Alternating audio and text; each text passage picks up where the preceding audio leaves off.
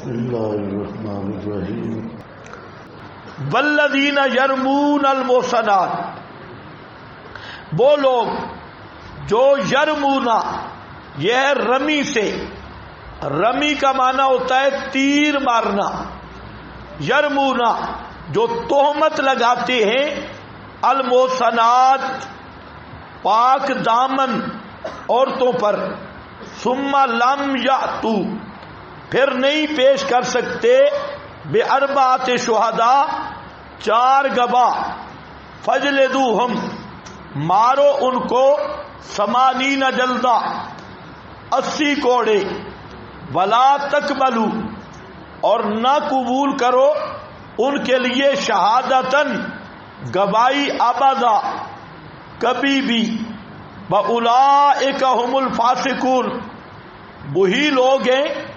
الفاسقون گناہگار، حد سے نکلے ہوئے، اِلَّا الَّذِينَ تَابُوا مگر وہ لوگ جو توبہ کر گئے، من بعد ذالک بعد اس قذف کے، وَأَصْلَحُوا اور اصلاح کر لی، فَإِنَّ اللَّهَ غَفُورٌ الرحیم بس بے شک اللہ غفور الرحیم بہت معاف کرنے والا رحم کرنے والا ہے۔ اب آؤ جی، والذین یرمون المحصنات، اس قانون کا حاصل ہے تحفظ ناموس مسلم، مسلمان کے ناموس کا تحفظ، جو عند اللہ ایک بہت اعلی مقام ہے۔ مومن کی حرمت، مومن کی عزت عند اللہ کعبۃ اللہ سے بھی بڑھ کے، اس لیے اس قانون کا حاصل یہی ہے کہ نیک لوگوں پر، پاک دامن لوگوں پر مت تہمتیں لگاؤ۔ اگر معاشرے میں یہ برائی عام ہو جائے کہ پاک دامن لوگ، نیک لوگ، ان کی عزت محفوظ نہ ہو اور سارے لوگ جس کے منہ میں جو بات آئے کرتا پھرے، تو اس سے پورا معاشرہ تباہ ہو جاتا ہے۔ اس لیے یہاں قانون ذکر کیا کہ وہ لوگ جو تہمت لگاتے ہیں، المحصنات پاک دامن عورتوں پر زنا کی، ثم لم یاتو پھر نہیں پیش کر سکتے 4 گواہ اس دعویٰ پر، فجلدوہم مارو ان کو 80 کوڑے۔ اس حد کا نام کیا ہے؟ حد قذف، قذف، اور قذف کہتے ہیں تہمت لگانا، بہتان لگانا، تو 80 کوڑے سزا رکھی۔ ولا تقبلوا یہ متمم میں جلد ہے، جلد کی متمم اور اسی کا اتمام ہے، اور مت قبول کرو ان کی شہادت ابدا، وَأُولَئِكَ هُمُ الْفَاسِقُونَ إِلَّا الَّذِينَ تَابُوا میں اختلاف ہے۔ امام شافعی رحمہ اللہ فرماتے ہیں کہ بعد از توبہ گناہ بھی معاف ہے اور شہادت بھی قبول ہے۔ امام ابو حنیفہ فرماتے ہیں نہیں، یہ الا الذین تابوا متعلق ہے ہم الفاسقون کے، استثناء کدھر لگ رہی ہے؟ ہم الفاسقون، مطلب یہ ہے کہ ان گناہ ختم ہو جائے گا توبہ کے بعد، لیکن لا تقبلوا لهم شہادتا ابدا یہ متمم میں جلد ہے، یہ حد کا حصہ ہے، تو اس لیے ایسا آدمی مردود الشہادت ہوگا، آئندہ کے لیے پوری زندگی اس کی گواہی قبول نہیں ہوگی۔ سمجھے میری بات؟ پوری زندگی اس کی گواہی قبول نہیں ہوگی۔ کیوں؟ کہ اس نے قذف کر کے سزا اس کی یہی اللہ نے رکھی کہ قذف کے بعد 80 کوڑا بھی سزا، اور مردود الشہادت ہونا یہ بھی سزا اس جلد کی تکمیل ہے۔ اور امام صاحب فرماتے ہیں کہ اس پر لفظ ہے ابدا ابدا ابدا، یہی بتا رہا ہے کہ شہادت کبھی بھی قبول نہیں ہوگی.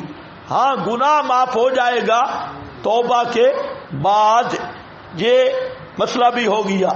تو اس سے حاصل کیا نکلا کہ برائی کرو نہیں، برائی اور برے لوگوں کا سنگت ساتھ اختیار نہ کرو، اور نیک لوگوں کو بدنام نہ کرو، نیک لوگوں پر الزام مت لگاؤ.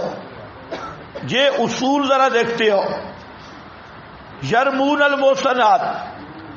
اب جہاں پر پھر وہی مسئلہ ہے کہ دنیا کا کوئی اہل حدیث بزرگ، اس سے آپ پوچھیں کہ یہاں پر یہ سزا تو آ گئی والذین یرمون المحصنات، جو عورتوں پاک دامن عورتوں پر تہمت لگائے، اس کی یہ سزا ہے. اگر بندہ پاک دامن مرد پہ الزام لگائے، اس کی سزا ذرا قرآن حدیث سے بتاؤ.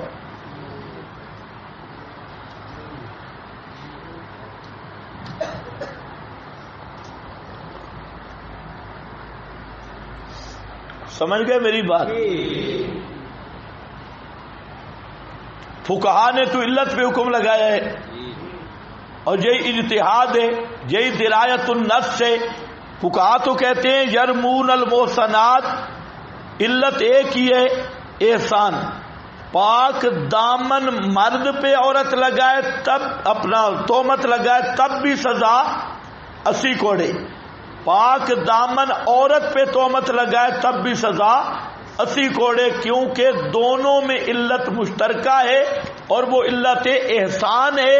تو یدار الحکم والا علت ہی، حکم کا دار و مدار علت پہ ہے. لیکن کوئی اہل حدیث بزرگ بغیر گالیوں کے ہمیں بتائے کہ اگر محسنین پر کوئی آدمی تہمت لگاتا ہے پاک دامن مرد پر، تو ما تقول فی حقہ ہی فعلیکم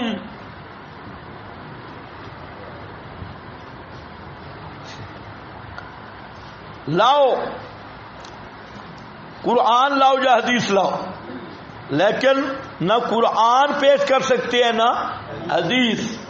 اسی سے پتہ چل گیا کہ جو درایت کی بات میں نے کی تھی کہ منصوص کیا ہے، مفہوم کیا ہے، یا منطوق کیا ہے، مسکوت کیا ہے، اس کا جب تک فرق نہیں کرو گے تو احکام بالکل نہیں سمجھ سکتے.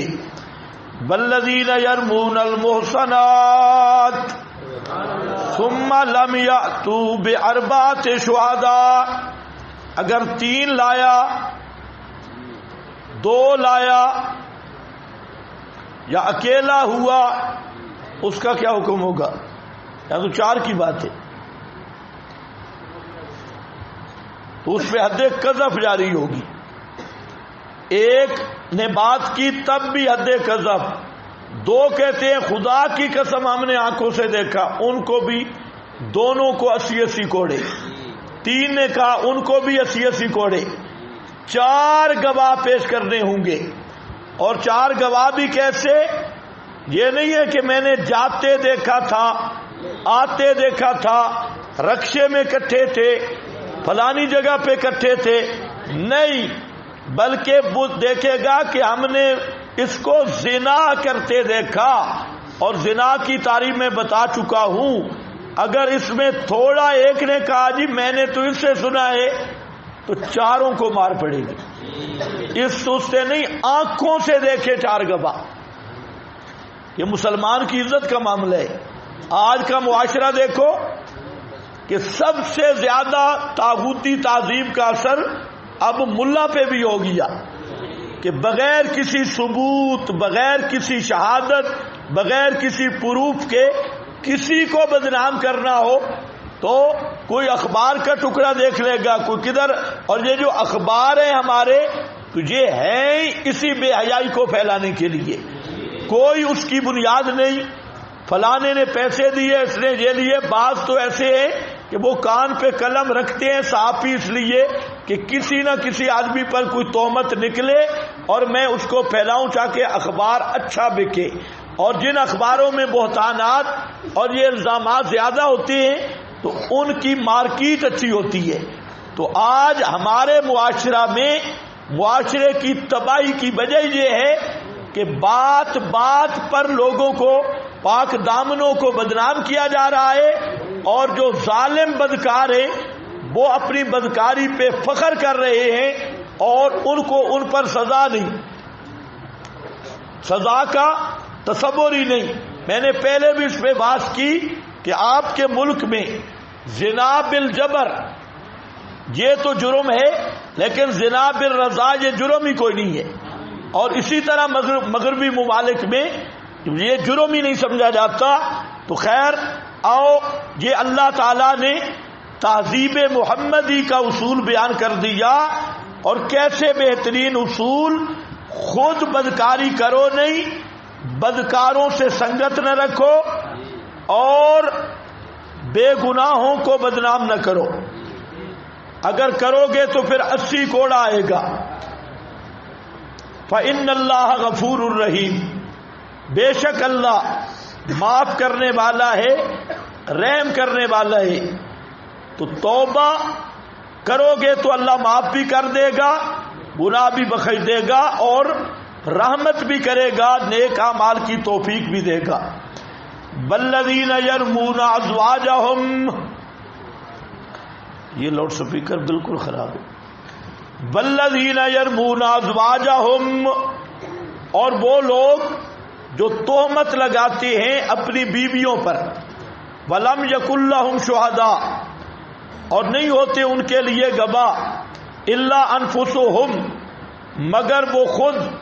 فَشَهَادَةُ أَحَدِهِمْ، پس شہادت ایک ان کی.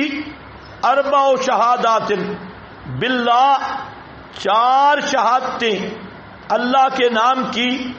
انہ لمن الصادقین، کہ بے شک وہ سچوں سے ہے.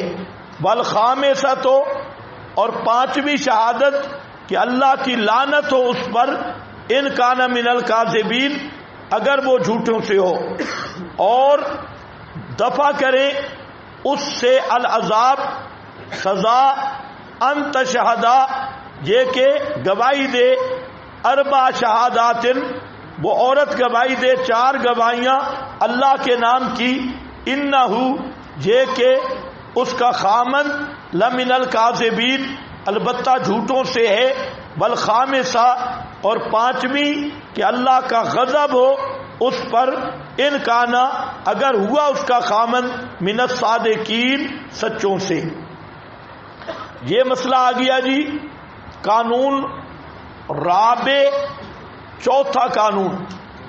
والذین یرمون ازواجہم، وہ لوگ جو تہمت لگاتے ہیں اپنی بیویوں پر.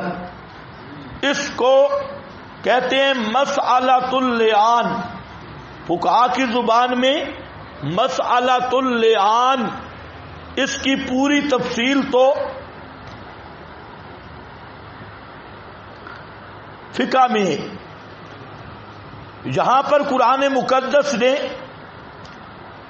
مختصر جامع تعبیر فرما دی کہ اگر خامند بیوی پر زنا کی تہمت لگاتا ہے تو یہ خاص صورت ہے. اس میں کیا ہوگا؟ ظاہر بات ہے، ایک خامند ہے، بیوی کے ساتھ کسی اور کو دیکھے گا تو وہ گواہ تو نہیں باہر جائے گا محلے میں تلاش کرنے کے لیے کہ آؤ جی 3 دوسرے بھی آ جاؤ، ایک میں ہوں دیکھو. تو وہ گواہوں کے لیے باہر نہیں جائے گا. تو اب یہ ایک نازک صورت تھی، اس کو قرآن نے الگ کر کے بیان کیا کہ کیا مصیبت ہے اس کی. پھر بٹن شٹن تو نہیں بھول گئے؟ تو بھی جا بھی سارے اس کو سیٹ کرو. ادھر دیکھو یہ بالکل غلط ہے.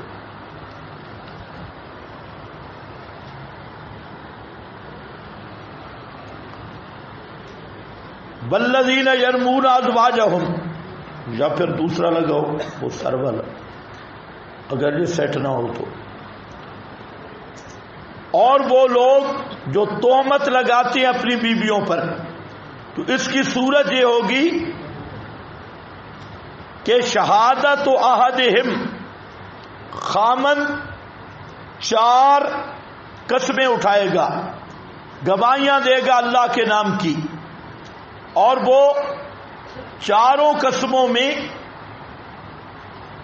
اللہ کے نام کی شہادت، اور یہ کہے گا کہ وہ سچوں سے ہے، وہ سچ کہہ رہا ہے، اور 5ویں یہ بد دعا کرے گا کہ اللہ کی لعنت ہو مجھ پہ اگر وہ جھوٹوں سے، یعنی میں جھوٹوں سے ہوں تو مجھ پہ خدا کی لعنت ہو۔ اس کے بعد خامن سے عذاب، سزا دور ہو جائے گی، اس کو سزا نہیں دی جائے گی، اور عورت 4 اللہ کے نام کی گواہیاں دے گی، انہو، اس بات پر کہ وہ خامد اس کا جھوٹ ہے، جھوٹوں سے، اور 5ویں دفعہ عورت کہے گی اللہ کا غضب ہو مجھ پہ، اگر میرا خامد سچوں سے تو مجھ پہ خدا کا غضب، یہ لیان ہو جائے گا۔ اب اس لیان سے قاضی میاں بیوی کے درمیان تفریق کر دے گا۔ تو یہ ہے طریق، اگر کوئی خامن بیوی پر بدظن ہے یا اس پر تہمت لگا رہا ہے زنا کی، تو یہ قانون ہو گئے۔ ولولا فضل اللہ علیکم، اگر نہ ہوتا فضل اللہ کا تم پر، اس کی جزا مقدر ہے، آگے آ رہی ہے، ما زکا، کوئی بھی تم میں سے پاک نہ رہ سکتا۔ تو ولولا فضل اللہ، تو اگر اللہ کا فضل نہ ہوتا تو تم ضرر میں پڑ جاتے، نقصان میں پڑ جاتے۔ اور مولانا حسین علی رحمت اللہ علیہ فرماتی ہیں کہ اس کی جو جزا ہے وہ آگے آ رہی ہے کہ ولولا فضل اللہ علیکم ورحمتہ فی الدنیا والآخرہ لمسکم فیما افضتم فی عذاب عظیم، یہ اس کی جزا آ رہی ہے۔ تو بہرحال جہاں پر ولولا فضل اللہ علیکم ورحمتہ، اگر اللہ کا فضل اور اس کی رحمت نہ ہوتا، وَأَنَّ اللَّهَ تَوَّابٌ حکیم، اور یہ کہ اللہ نہ ہوتا توبہ قبول کرنے والا، حکمت والا۔ ان الذین جاءوا بالافک، یہ تمہید تھی 10 آیات میں اللہ تعالی نے 4 قوانین بیان کر دیے، اور یہ قوانین، ان کا نام کیا ہوگا؟ تہذیب محمدی، یا ان کا نام کیا ہوگا؟ تطہیر معاشرہ، معاشرہ کی تطہیر کے قوانین۔ اب آیا اصل مسئلہ، سورت نور کا جو اصل مقصد تھا وہ ہے حضرت عائشہ صدیقہ رضی اللہ تعالی عنہا کی براءت، اس کو اب ذکر کیا۔ ان الذین جاءوا بالافک، بے شک وہ لوگ، جاءوا بالافک، جو لائے افک، بہت بڑا بہتان۔ افک کا معنی بہت بڑا طوفان، بہت بڑا جھوٹ۔ ان الذین جاءوا بالافک، چلو 10 منٹ چھٹی کرو تو سپیکر ٹھیک ہو جائے۔